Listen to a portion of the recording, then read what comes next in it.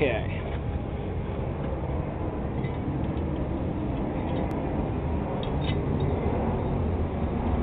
Putting your brakes back on can be tricky. Not always, as long as you know what you're doing and all your tools are ready to go. For this, I'm going to need 2 sockets.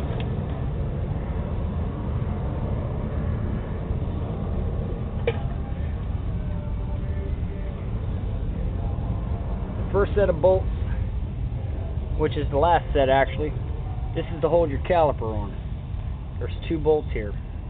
We will get to them here in a second. First set of bolts are these 2 bolts right here.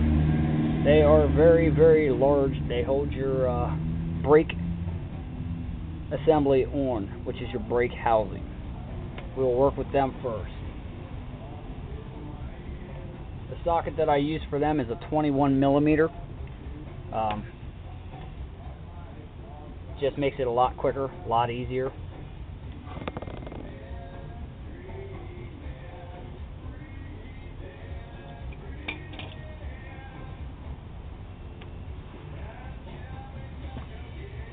First things first, make sure you put this on the correct way. You will see that there's 2 holes there for the bolts to actually go into. You will set that on the inside. Set it right around your caliper. Press your caliper in. Use your knees if you have to press your caliper in and make sure it's straight. You don't want your caliper sitting out far because it puts it on a cockeyed angle. Take one of your bolts. Don't worry about these fall off. Line them up with the holes. Take your first bolt, hand tighten it a little bit. You don't have to go tight, just so it's on there. Second one, you gotta do the same thing. It should line up. You might have to work with it a little bit to get it to line up properly. Once you do, you will notice that one threads in perfectly and with ease. Using your fingers, you can get it all the way in. If you don't do it right, sometimes they're a little tight.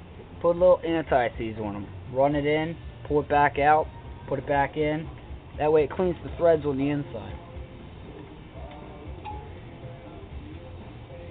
Get them tightened down with hand tighten. Then you're going to want to take your 21 millimeter.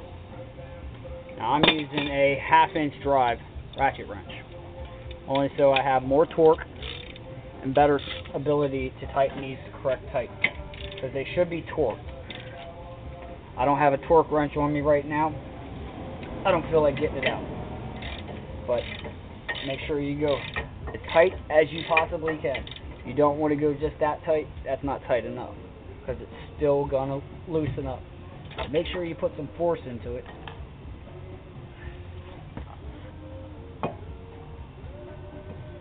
I lean into it when I do it. I come from above, put my body weight down onto the ratchet, and she's tight. Now, that little metal piece that fell out right here, all that is a brake clip. It just sits like that. It helps hold your brakes in place. Without that, your brakes won't sit right. These are little wedges. They fit just like this on your brake. Just like that. How it has a V, it fits perfect. So more or less helps as a vise. You will get that in there. Take your first brake pad.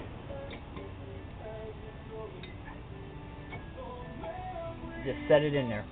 As you see, it holds it in perfect.